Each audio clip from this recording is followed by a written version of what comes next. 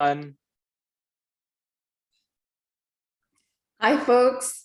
We're so excited to come together with you all on October 13th to mark the United Nations International Day for Disaster Risk Reduction. This year is made extra special by our partner, CrowdDoing, who've proposed to mark this day as the Global Catastrophic Wildfire Prevention Day. For so many of us who are steeped in wildfire resilience work, this call really resonates with our efforts, and we want to thank Bobby Fishkin and the team at CrowdDoing for taking the time to bring us together in this way. Now, the cool thing is we're not just celebrating a day. This is also a great opportunity to come together as a year-round global alliance to collaborate on a range of wildfire resilience goals. And we're really hopeful that such efforts will put a Living with Fire agenda back in the global policy, funding, and investment conversation, where the topic certainly deserves more attention as economic losses spiral and more communities are ravaged by mega fires each year. We think the opportunity that we have here with marking this day and forming this alliance is one of collaborative action. And what we do with that action will really depend on how we can create a common guiding framework for thinking about wildfire resilience goals, desired or expected outcomes, and guiding principles. And this is important because we've long known that no one stakeholder can do this alone. We really need more convergence in our approaches to bring diverse stakeholders together across silos and geographies. So we're going to need such convergence to reduce systemic risk in inclusive, just, and sustainable ways.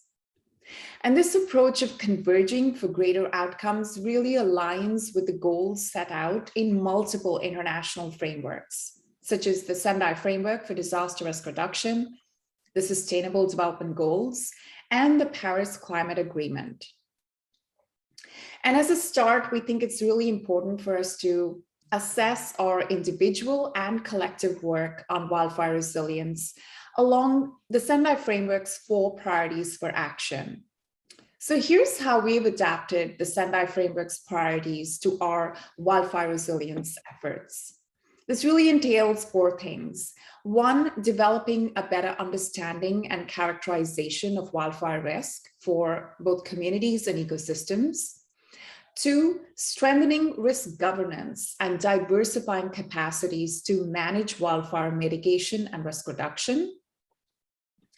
3, investing in wildfire risk management systems, including end-to-end systems for early detection, public alerts and notifications, and incident management. And 4th, last but not the least, using nature-based solutions to enhance community preparedness for response, recovery, and adaptation work. So in light of these priorities, we've noticed that many of the conversations planned for October 13th are really around wildfire technologies, which cluster around the 3rd priority I just outlined. And we're delighted to see so many of our partners and friends presenting. But as you launch into these really important conversations, Anukul and I wanted to share some of our thinking at Wonder Labs. And that's really in the hope that this thinking can spark new points of discussion and give you some insights and guide the work of our alliance over the next months. And we feel that this conversation is really important to have because while we've all been learning a lot from trends in humanitarian tech, disaster tech, climate tech, what we're really doing here together is fire tech, which we think is helpful to recognize as an emerging and unique space. And we think that doing so will not only help develop a better understanding of our synergies and potential partnerships, but also so we may begin to pay attention to the gaps and the blind spots, which need both innovation and funding attention. So Anukul, take us through what you think is going on in this emerging space that we're calling fire tech.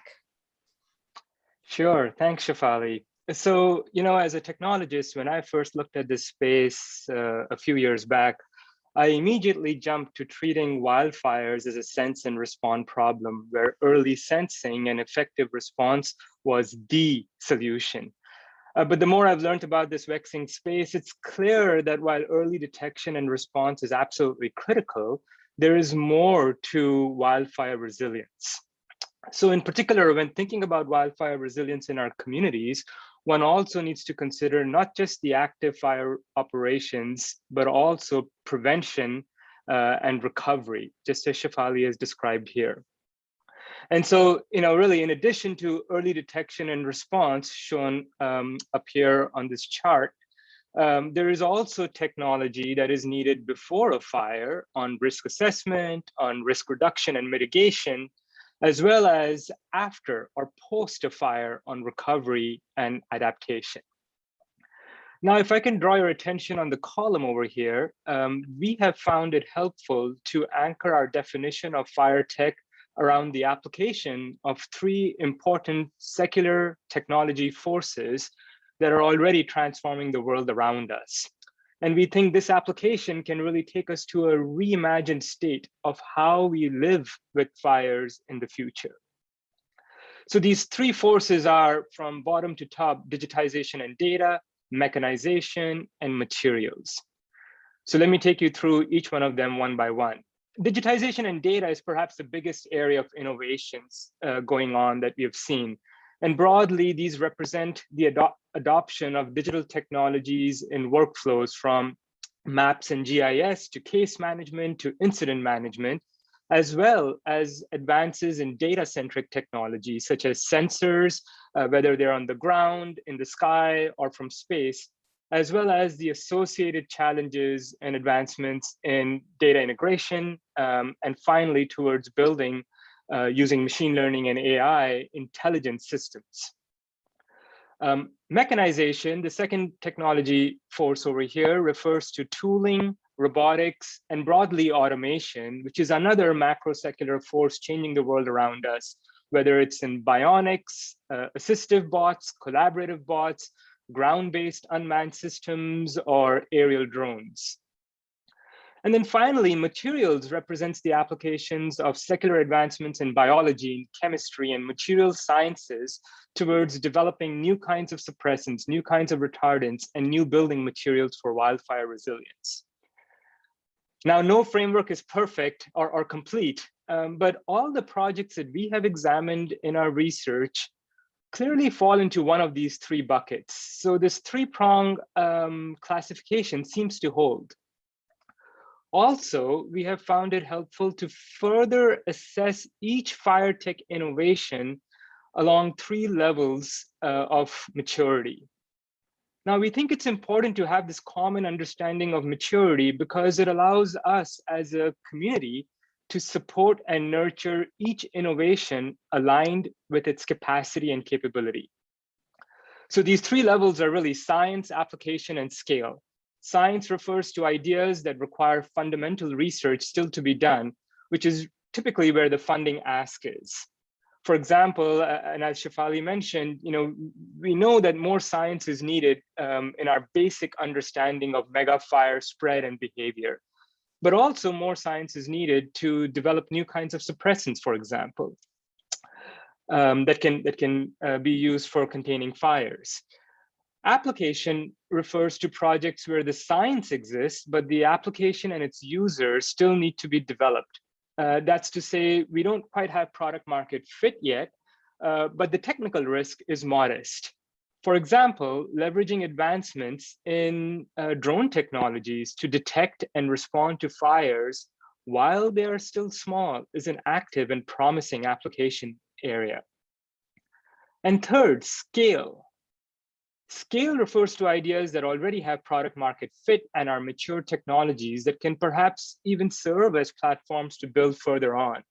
And so funding these technologies really allows its replication and scale.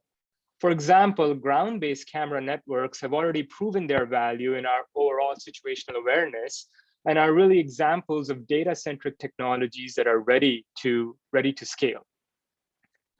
So putting this all together in this 2x2 matrix, and then when seen from this lens, when seen from this framework, we can start imagining solutions and asking questions to explore white spaces. So for example, what are some innovations that can really help communities recover from wildfires and adapt? This white space here in recovery and adaptation. Or on this risk reduction white space, how can new materials help with bolstering structures that mitigate wildfire risk? Or how can ground-based systems, ground-based robots help with fuel treatment at scale for risk reduction, or perhaps even assist our frontline firefighters by performing dangerous clearings? So at Wonder Labs, we have used this framework to both incubate new ideas and also fund entrepreneurs. And we hope you can too. And of course, we would love to hear from you whether this fits or if there's ways we can improve this as we go along in this journey. So all to say, we feel this framework can help chart out this fire tech space and guide how we as innovators, entrepreneurs, investors, practitioners may think about leveraging these secular technology forces towards a set of shared objectives. And these shared objectives is what Shefali will take us through next. So back to you, Shefali. Yeah, so the question is what's next, right? As companies, institutions, and communities that are really vested in wildfire resilience work, where do we go from here? And we realized that what we really need at this stage is a common guiding framework for our collective efforts. And so here's a basic template that we propose the Alliance can build on over the next months. We've organized it around 4 normative goals that hopefully already underpin your institution's strategies and visioning for the future. So that's vulnerability reduction, systems change, community well-being, and ecosystem resilience.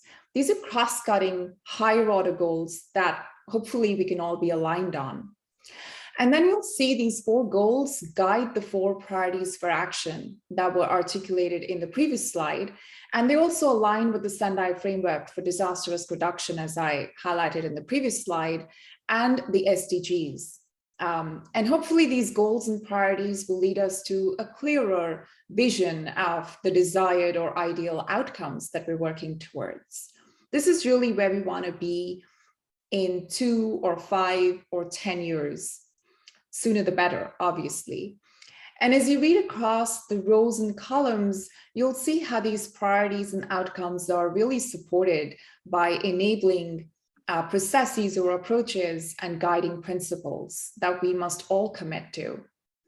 So we hope you find this framing useful and that you're able to use it as a point of reflection for what you're doing and why you're doing it, and a point of guidance for how we're to come together to achieve desired outcomes for global wildfire prevention and risk reduction work. We're also beginning to facilitate this exercise with philanthropic, corporate, and impact investors as part of our contribution to a global wildfire tech funders group. And we really want you all to join in this conversation. So we encourage you to think about these frameworks, these ideas, as you enter into conversations on October 13th. Thank you so much for engaging with our thinking, and we really look forward to hearing your perspectives. We hope you have a great discussion on October 13th, and please feel free to reach out to us. Thanks very much for listening.